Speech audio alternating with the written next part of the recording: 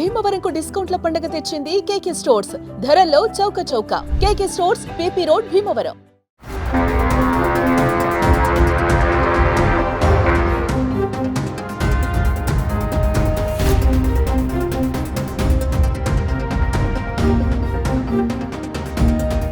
ఎప్పుడు ఏం జరుగుతుందో అనే భయం పాక్ను వెంటాడుతోంది. పహల్గామా దాడికి భారత్ ప్రతీకార దాడి చేస్తుందన్న భయంతో పాక్ వణికిపోతుంది.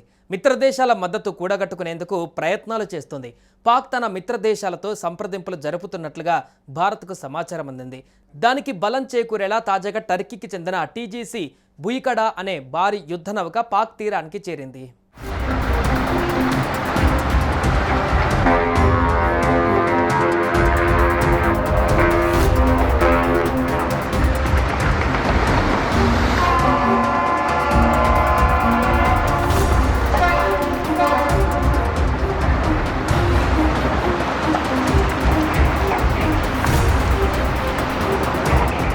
ప్రధాని మోదీ, రక్షణ మంత్రి రాజ్నాథ్ సింగ్ త్రివిధ దళాల ఉన్నతాధికారులతో వరుస భేటీలు నిర్వహిస్తున్న క్రమంలో భారత్ ఏ క్షణమైనా ఎదురుదాడి చేసే అవకాశం ఉందని పాక్ అప్రమత్తంగా వ్యవహరిస్తుంది.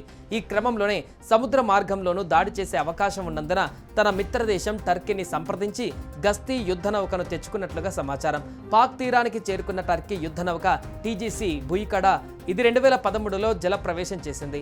ఈ యుద్ధ నౌక జలంతర్గాములకు వ్యతిరేకంగా పనిచేయగలదు.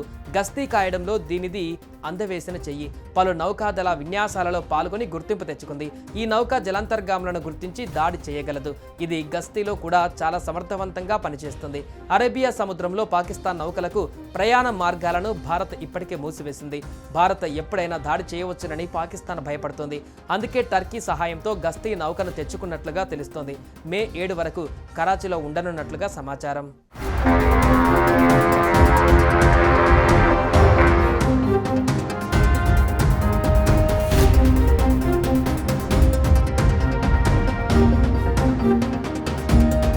ప్రధానమంత్రి మోదీ కూడా వరుస చర్చలు, ఆర్మీ, ఎయిర్ ఫోర్స్, నేవీ దళాధిపతులతో భేటీ కావడం కూడా మరింత ప్రాధాన్యత సంతరించుకుంది. ఇప్పటికే వారికి పూర్తి స్వేచ్ఛ ఇచ్చినట్టుగా కూడా ఆయన ప్రకటించారు. అటు రక్షణ శాఖ మంత్రి రాజ్నాథ్ సింగ్ కూడా మీరు కోరుకున్నది ఖచ్చితంగా జరుగుతుంది, హామీ ఇస్తున్నా అని ప్రకటించడం కూడా గమనార్హం. मैं आपको आश्वस्त करना चाहता हूं, प्रधानमंत्री मोदी जी के नेतृत्व में जैसा आप चाहते हैं वैसा हो कर रहे हैं. ఇప్పటికే టర్కీకి చెందిన యుద్ధ విమానాలు కరాచీ విమానాశ్రయంలో దిగినట్టుగా ప్రచారం సాగుతోంది. ఇలాంటి టైంలో యుద్ధ నౌక కరాచీ తీరానికి రావడం ప్రాధాన్యత సంతరించుకుంది. ఒక టర్కిష్ C-130 హెర్క్యులస్ విమానం కరాచీలో దిగిందని, ఈ విమానంలో పాకిస్తాన్కు మిలిటరీ సామాగ్రి పంపినట్లుగా సమాచారం.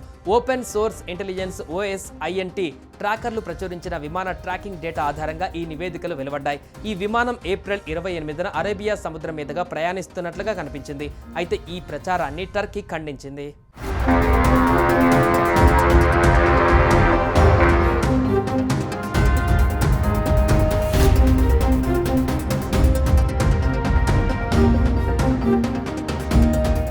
సుమన్ టీవీలో మీ పర్సనల్ అండ్ బిజినెస్ ప్రమోషన్స్ కోసం కింది నెంబర్కి కాంటాక్ట్ చేయండి.